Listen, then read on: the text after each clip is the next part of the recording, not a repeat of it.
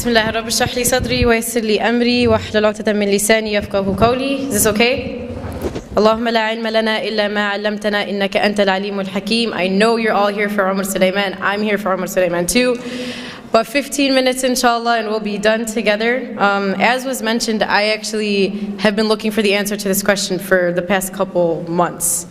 And it's that a lot of people on the outside look at you thinking that you're something. You know, you're a youth director, you're a pharmacy student. I'm sure many of you are MSA members, you lead things in your masjid, you're in Islamic organizations, you just graduated from college and now you're a doctor, or you're an engineer, or you're a teacher. You just grew a beard and now people are calling you sheikh. You just wore the hijab and people are calling you sheikha. And you know, sometimes it's kind of hard to reconcile the fact that all of these people are looking at me thinking that I am something, attributing the status to me, you know, thinking in their mind that I am superhuman, or thinking in their mind that I'm angelic, or thinking that I'm better than them. And the question comes, well, what happens when the people see something of me, but when I look at myself in the mirror, I see someone completely different? What happens when the person that people see is not who I actually believe that I am? And how do we reconcile between that? So I hope that this is a struggle that I'm not the only one facing. Does anyone kind of feel me on this? All right, alhamdulillah, that's good. I actually have a story that kind of just goes along with this. One of my halqa students actually came up to me the other day. Actually, this was a couple months ago. And she was like, so Shereen, like when you go home, like do you just eat dates and drink zamzam? And I was like, no, homegirl, I eat cereal in the morning, and I eat burgers for lunch, and I eat kushari for dinner. You know, I'm normal. You know, just because I'm at the masjid doesn't mean that I eat something different or I breathe a different type of oxygen than you do. And unfortunately, you know, when we work in these types of organizations or in our masjid, people start to look at you and think that you truly are not human, or that there's, you know, something superhuman about you. So that's kind of the thing that I want to address today is what do we do when we feel like the person in the mirror is different than the person that everyone else sees? So subhanAllah, you know, something that we have to do is first try to understand whether those people are two different people. Whether the person that you see in the mirror is truly different than the person that your community sees. Or whether you're just being too harsh on yourself and you truly are amazing, or whether you're thinking of yourself too highly and you really should start to reconsider some of the things you've done. And so I kind of came up with a litmus test as to what you can ask yourself to try to understand whether those two people are really two people or if they're one. And the first question that you can ask yourself is, and I want you guys to think about this, if I were to go up to someone in your community whom you work with, or if I were to go up to someone, you know, on your shura in the MSA, or someone in your masjid that you work with, or someone that you've mentored in a halaqah, or someone that you work with at work, you know, your co-resident or whatever it may be, and I were to ask them, you know, tell me about Shereen. Like, what is Shereen like?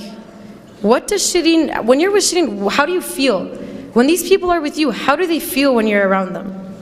And think of that answer. If I were to go up to someone at work or someone that you work with, what would they describe you as? Okay, think about that in your mind. Now, if I were to go and ask your sibling at home, or ask your mother, or ask your father, or ask your brother, what is Shereen like to you? How do you feel when Shereen is around you? How does Shereen make you feel? Do you get a different answer? Is it that the people outside think something of you, and when you treat them a certain way, yet you go home and you treat the people at home differently? And if you find that those two answers are different, then know that there's a problem. And again, I wrote this because I need the answer, and I'm saying this to myself before anyone. My mother's in the audience and she can attest to this. But I'm sure many of us can look within ourselves and say, you know what, those two answers are different.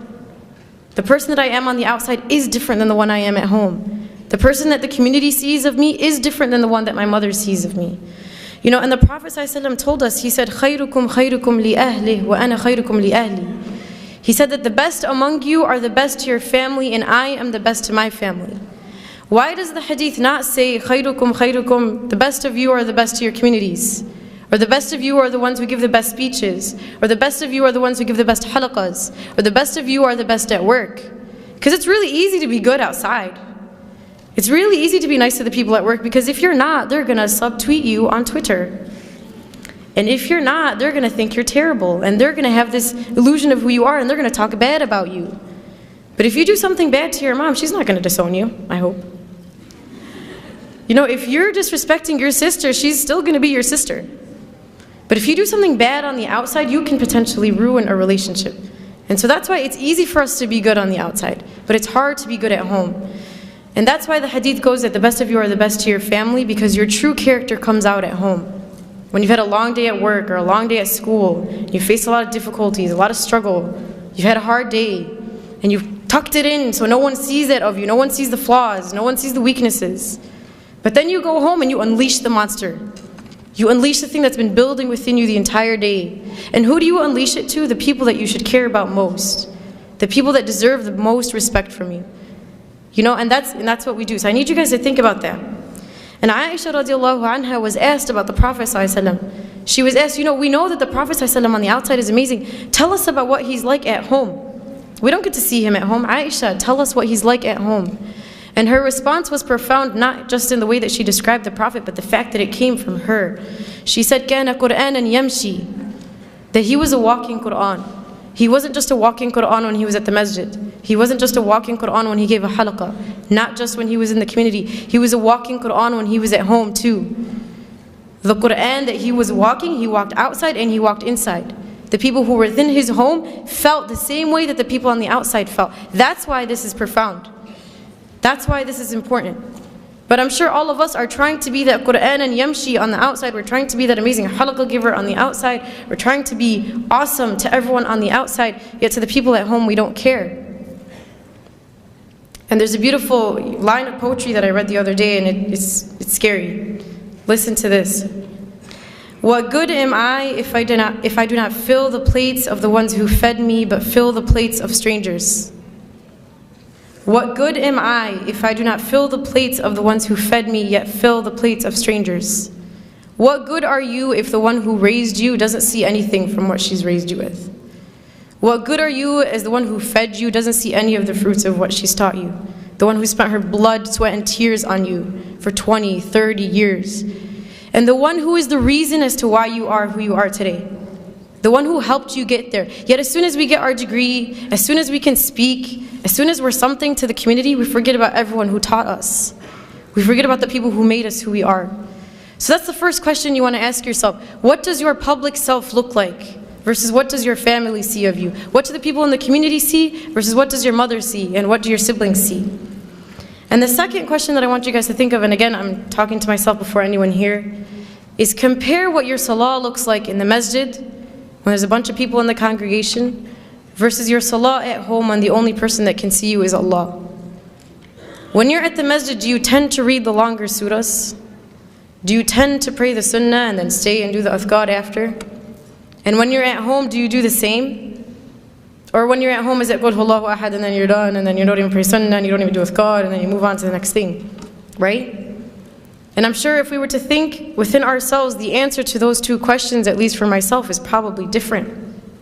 That when I'm outside, I'm acting a certain way, yet when I'm inside, I'm not the same.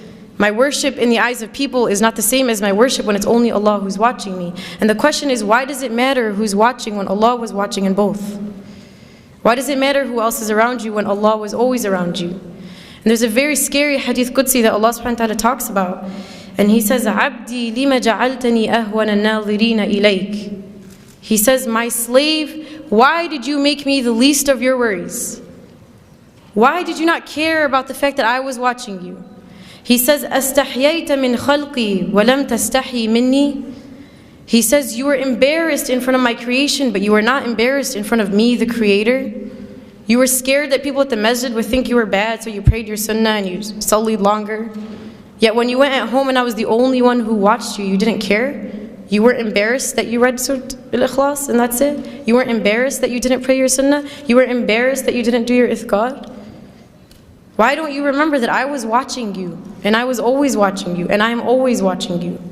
And subhanAllah, I don't know if you guys were at the session right before this. Sheikh Tariq Mustah mentioned a beautiful story, and I'm going to share it. So if you heard it, I'm sorry that I'm repeating, but he talked about how when he was 16, you know, he became like a Quran assistant in his masjid, and he was teaching alongside of like this awesome sheikh, right? He was talking about how he was 16, teaching Quran, and he felt like a G. He was like, man, I'm like awesome. You know, I'm 16 and I'm teaching Quran to other people.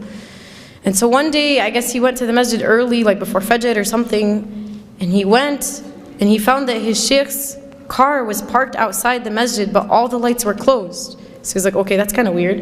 And he mentioned that, you know, he had to go make wudu. So he walks into the bathroom only to find that his scholar, his teacher, one who was taught by many righteous, amazing scholars before him, was on his knees cleaning the toilet of the masjid. And so Sheikh Tariq Mustah goes to him and he's like, Sheikh, like, what are you doing? You're an amazing Sheikh, you learned with this person and you learned with that, and your status is this, like, how are you on your knees cleaning the masjid? And his response was profound. He says, this is the work that the one who sees always sees. This is the work that when no one else saw you, Allah saw it. Because what we do is we love to be the one with the microphone, we love to be the one who everyone can attribute things to, we love to be the one with the title. You know, I love to be quoted, I love for people to know who I am. Yet Allah subhanahu wa ta'ala sees the things that no one else sees. The things that you thought no one saw. When you did the dishes and your mom didn't tell you thank you, Allah saw that. You know, when you picked something off the floor and no one saw it, Allah saw that. The reason why we do things in the community is because we love that recognition. We love for people to pat us on the back and say good job. We love the volunteer appreciation dinner. We love that. But realize you're not always going to get it. And sometimes it's better for you that only Allah subhanahu wa ta'ala saw it. And it could be that that deed that you did in secret that no one saw besides Allah is the reason why you enter Jannah.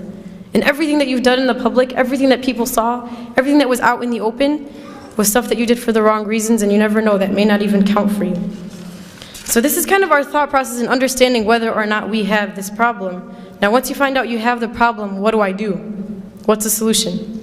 So a couple things I was thinking about is if you feel like people are holding you up to this standard, you know, you are this and this and this, and you have this title and this title and this title, and you're amazing. Challenge yourself to live up to that standard that people are holding you to. You know, if you go home and you say, man, people think I'm great, but I'm actually not, try to actually be great. And it's not for the people. It's not for people to say, you know, Shereen Salama was great. But it's for me to improve myself so Allah can say Shereen Salama was great. For me to take the standard that you put me at and to try to actually achieve it. Not for you, but for Allah. And the second thing is that for every public deed that you do in the eyes of people, that you double that in your private life, in your private ibadah.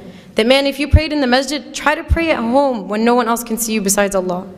Try to wake up when everyone's asleep, in the dark, just you and Allah, create that relationship.